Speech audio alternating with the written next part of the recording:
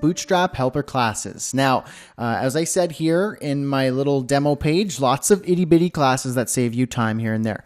And that's exactly what they are. They're just itty bitty classes that you just tag onto your HTML elements or links or so on and so forth. And it gives you certain styles that otherwise you'd have to code yourself, and it saves you time. And they're incredibly useful. I use them all the time. So I just wanted to run through them here. On the demo page, I'll show you the code, and then we'll talk a little bit more about some responsive utilities. So right here, I'm just going to show you before we jump into the code. We have contextual colors. You can see just have some paragraphs here, and they all have different colors. And you can easily achieve those just by adding a quick Bootstrap class. Same with the contextual backgrounds. You can see each of them have backgrounds based on a class that you add to the div.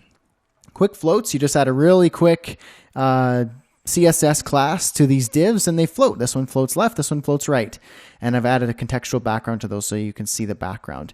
And within this as well, this div that you can't see, but it is right here, it's actually using a clear fix class that automatically clears that element so that the following elements don't float up beside it and ruin the layout.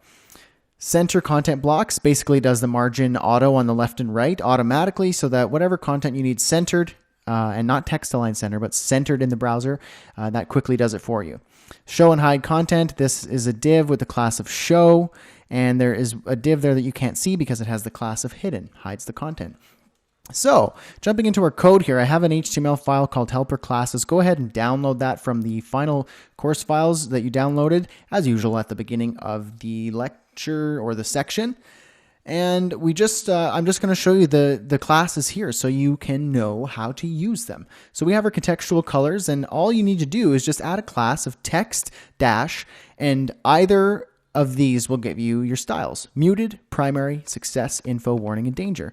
Muted is just kind of a muted color. It kind of mutes the text, gives it a bit of a gray, makes it seem less important on the page. Primary is the primary color, makes it stand out on the page. Success, you typically use it for like a success message if you sent a form or purchased something and you would want to give them a successful hurrah. Info is just kind of an informational color. It's usually blue in this case. You'd use it for just kind of informational modal window or something like that. Warning usually indicates some sort of warning, obviously if they're about to make a mistake or typed in something incorrect. Danger is kind of the last step before something bad happens, and it's usually something like, are you sure you want to delete your account? Or are you sure you want to remove that image? So on and so forth. Contextual backgrounds. You would use exactly the same kind of syntax, I guess you could say, same language or keywords, except for instead of text dash, it is BG for background dash. Muted, primary, success, info, warning, and danger. The quick floats, I just have a couple divs here, and you could use other elements as well, but they have to be on block level elements. Pull left floats it left, and pull right floats it right. Now, because these are floated, all the content below is going to float up, or collapse beside it and sort of mess up the layout. But the clearfix class added around the parent element here clears those floats so that the content that comes up afterwards won't break.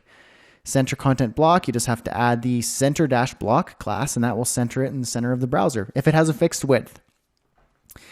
And show and hide content. This div has the class of show. This div has the class of hidden. That shows and hides the content respectively. So those are the Bootstrap helper classes. Now I'll just show you real quick here in the Bootstrap, getbootstrap.com website. The helper classes are here for you to check out in the CSS section. We pretty much already covered it, but it gives you a little bit more information and contexts and so on and so forth, should you decide to check that out. Plus a couple extra ones that we didn't cover because they're not very common, but you might want to know about them. Now, the responsive utilities are meant for faster responsive development, and you would use these classes to show and hide content depending on the device that you're using via media queries. And you'd want to use these, as they say here, on a limited basis to avoid creating entirely different versions of the same site. Instead, use them to complement each device's presentation. The available classes you have are the following. Class visible -xs- and the asterisk is meant for you to either put block, inline, or inline block, as it indicates down here. Block, inline, or inline block. And that means when you display a hidden element, you want to let Bootstrap know, do you want it to display as an inline element, a block element, or an inline block element? Because, for example, if you're hiding a link, which is an inline element, and then you use this class somewhere later in the page or in a form or whatever, and you say visible XS block, then that link is now going to be a block level element, and it's probably going to break your layout. So all the visible classes lets you choose if you want it to be block, inline, or inline block. Very helpful. And you can see XS, SM, MD, and LG are meant for extra small, small, medium, and large devices respectively, and they will make content visible on these screen sizes. Hidden -XS, SM, MD, and LG are the same deal. You don't have to put block or inline because all it does is just hides the content. And you can see here this sample or demo. It shows you which classes appear. Which ones work on which screen size. So you can see the hidden SM, extra small devices, it's visible, and visible also on medium and large devices, but it is hidden on small devices. Ditto here, but with medium devices and then large devices, it's hidden. That's how that works. And then there are also some print classes. So if you wanted to change the layout of certain things with print classes. So if when you print your page, it actually pulls up a different style sheet, and you can actually put some classes on your elements to hide or display certain elements on your printed page. And then the test cases here in your browser, you'd want to check this out. You can resize. It lets you know the green check marks indicate the element is visible in your current viewport. So you could see this element is visible on medium. I'm on a medium-sized screen.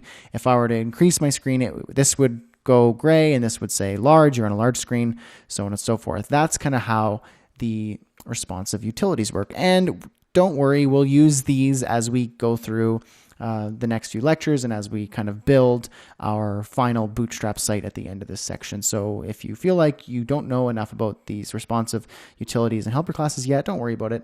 We will play with it.